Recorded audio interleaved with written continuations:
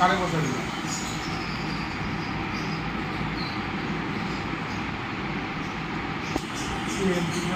বিশ্বজিৎ নিজেই টিকিট নেবে না বলে খবর ওই জন্য বিশ্বজিৎ নিজের যে মধুপর্ণার নাম বলেছে হয়তো হ্যাঁ আমাদের এখন পলিটিক্সে তো আমাদের পুরো দাদু থেকেই আমাকে চলে আসছে পলিটিক্সে। কেন আমরা সবসময় চাই যে আমরা রাজনীতিতে থাকি, আমাদের শুরু থেকেই রক্ততেই আমাদের রাজনীতি। তা প্রথমত বলতে চাই সিএমকে আমি ধন্যবাদ জানাই যে আমাদের আবার চান্স দিয়েছে আমাদের কি ফাইট করার জন্য। তাহলে সেই হিসাবে আমরা ফাইট করে আমি ভাবি কি ভিক্টরি আমরা পাই, উইন করে আসি আমরা এই জিনিসটাকে। সেভাবে তো রাজনীতি একদম প্রথমবার রাজনীতির ময়দানে এবং সেখানে বিধানসভার মতো জায়গায় থেকে এটা কি কোথাও হয়ে না আনন্দের বা তো সেই অর্থে রাজনীতিতে নামনি, কিন্তু একদম প্রথমে দেখা যাচ্ছে যে বিধানসভার টিকিট পেলে কোথাও কি আতঙ্কে বা না আনন্দের? প্রথম একদম প্রথম তো একটু তো মানে ভয় তো থাকবেই থাকে। তাও তো মা আছে সাইডে, আমার পিলার আছে, সেজন্য আমার কোনো চিন্তা নেই। মা যেমন লোকেদের জন্য করে সেরকম আমি চাই কি আমি ওরকম করি। পরবর্তীকালে মার জায়গা আমি চেষ্টা করব। মা তো চিরকাল নেই, মা যখন চলে যাবে আমারই তো নিতে হবে জিনিসটাকে। সেজন্য আমি চাই আরও মানে পার্টির লোকরা আছে ওরাই সবাই মিলে মানে ভিক্টরিটা পাওয়ার এখন মেন টার্গেট। কখনো ভেবেছিলে যে রাজনীতিতে আসবে বা এইভাবে প্রার্থী হতে হবে? আপাতত এই মানে অ্যাপারেন্টলি একদমই নয় কি এখনই আমার হয়ে যাবে, হঠাৎ হয়ে গেল। কি কাজ করবে মানে কীভাবে লড়াইটা কিসের ভিত্তিতে হবে? মতুয়া সমাজের উন্নয়ন করবো। যা হোক যতটুক হোক আমি মানুষের জন্য আমার যতটুক আমার ক্ষমতায় থাকবে মানে জেতার পরে ততটুকু আমি লোকের জন্য করব।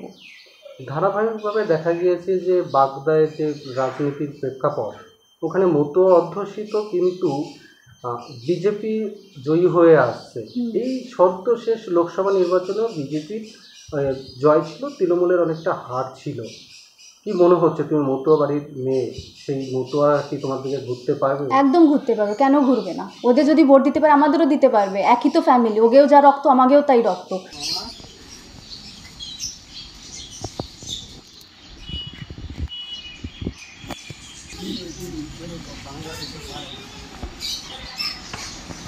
কারে বসে দিল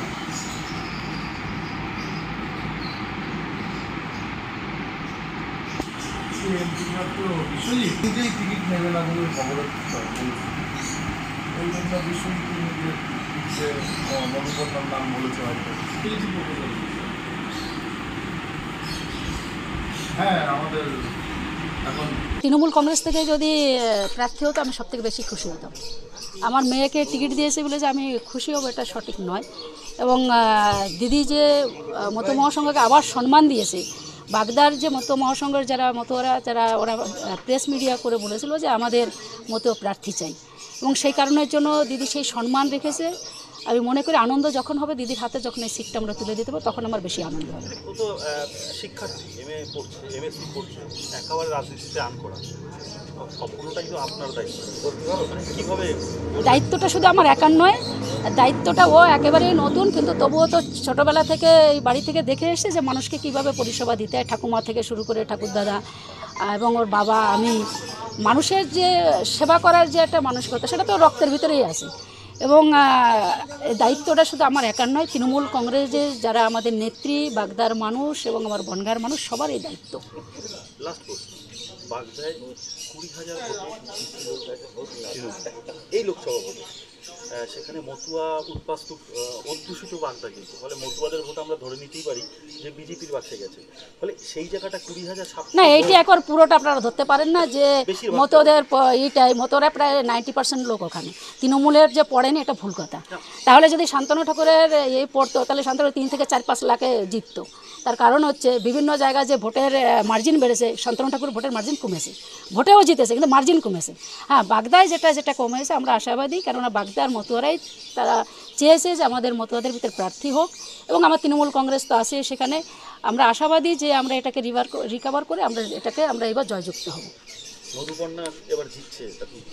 আমরা 100% আমরা আশাবাদী যে আমরা জিতছি তৃণমূল কংগ্রেস থেকে, এবং বিভিন্ন জায়গা থেকে যেভাবে ফোন আসছে যে তারা বাগদার মানুষ খুব খুশি যে আজকে একেবারে মানে অল্প বয়স এবং ঠাকুরবাড়ির প্রার্থী তাতে বাগদার মানুষ কিন্তু খুবই তৃণমূল কংগ্রেস থেকেও তারা আমাকে, যারা আমাদের লিডার্স তারা আমাকে ফোন করছে যে আমরা প্রচণ্ড খুশি। দিদি, তৃণমূল মতুয়া সেই ঠাকুরবাড়ির উপরে আস্থা রাখে প্রার্থীকে, বিজেপিও যদি সেই মতুয়া ঠাকুরবাড়ির উপর আস্থা রাখে, লড়াইটা আরও কত কঠিন হবে নাকি আরও সহজ হয়ে যাবে? আমি মনে করি আরও সহজ হবে, তার কারণ যে কুকর্মগুলো করেছিল বাগদার মানুষ এবার তার জবাব দেয়। আজও পর্যন্ত আপনারা দেখতে পাচ্ছেন যে ঠাকুরবাড়িতে ভক্তরা এসে সেই বড়মার পায়ে একটু প্রণাম করবে, সেখানে করতে পারছে না। এবং সিএ নিয়ে যেটা তারা কিন্তু বিক্ষিপ্ত দেখছেন আপনারা যে আজকে ভোটে জেতার পরেও কিন্তু মিনিস্টার হওয়ার পরে কিন্তু সেখানে কোনো লোক কিন্তু সেখানে ঠাকুরবাড়িতে এখনও সেইভাবে আসেনি, মানুষের সেই আনন্দ কিন্তু নেই। প্রচার কবে শুরু করছেন আপনারা? আর কালকে থেকে আমরা আশাবাদী, কালকে থেকেই নামবো। তৃণমূল কংগ্রেস থেকে কালকে প্রার্থীর পরিচয় হবে, বিশ্বজিৎ সেখানে মিটিং ডেকেছে আমাদের প্রেসিডেন্ট। বাগদায় কিন্তু তৃণমূলের মধ্যে একটা চরম গোষ্ঠীদ্বন্দ্ব আছে কথিত, সেই জায়গাটা এই সমস্ত গোষ্ঠীগুলোকে এক জায়গায় এনে লড়াইটা খুব সহজ হবে। শোন, আমি যতটা মানে আমাকে চিন্তা করি, তৃণমূল কংগ্রেসের ভিতরে একটা গোষ্ঠীদ্বন্দ্ব থাকলেও আমাকে নিয়ে কোনো গোষ্ঠীদ্বন্দ্ব নেই। এবং যে নতুন প্রার্থী হয়েছে তাদের শুধু আশীর্বাদটুক চাই, সে বাচ্চা মানুষ। এবং আমি যে এর আগে আমাকে যে 2015-তে আমাকে টিকিট দিয়েছিল এবং তার আশীর্বাদ করেছিল, এবং আমি উজাড় করে দিয়েছিলাম তাদের সেবার জন্য এবং উন্নয়নের দিক দিয়ে যখন যা ডেকেছে, আমি যখনও প্রার্থী হেরে গেছি তখনও ওরা যখন ডেকেছে আমি তখন তাদের কাছে গেছি, এবং পরিষেবাটা আমরা তাদের দিতে পারবো এই আশা রাখি।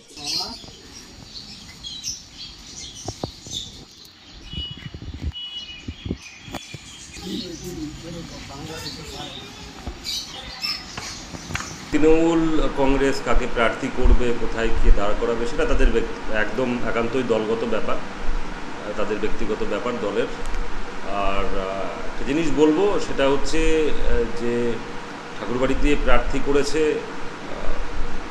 এখানে মতুয়াদের থেকে, মানে ঠাকুরবাড়ি থেকে, সেটা মতুয়ারা আগামী দিনে বুঝবে যে কাকে কি করতে হবে, কোথায় পাঠাতে হবে। এবং সেই জায়গা থেকে দাঁড়িয়ে যে এত দুর্নীতি চলছে পশ্চিমবঙ্গে, এবং সেই দুর্নীতির রানী হচ্ছে মমতা ব্যানার্জি, সেইখান থেকে দাঁড়িয়ে সেই বাগদায় কাকে সে বাগদাবাসী জিতাবে সেটা তো সময়ই বলে দেবে। কারে বসে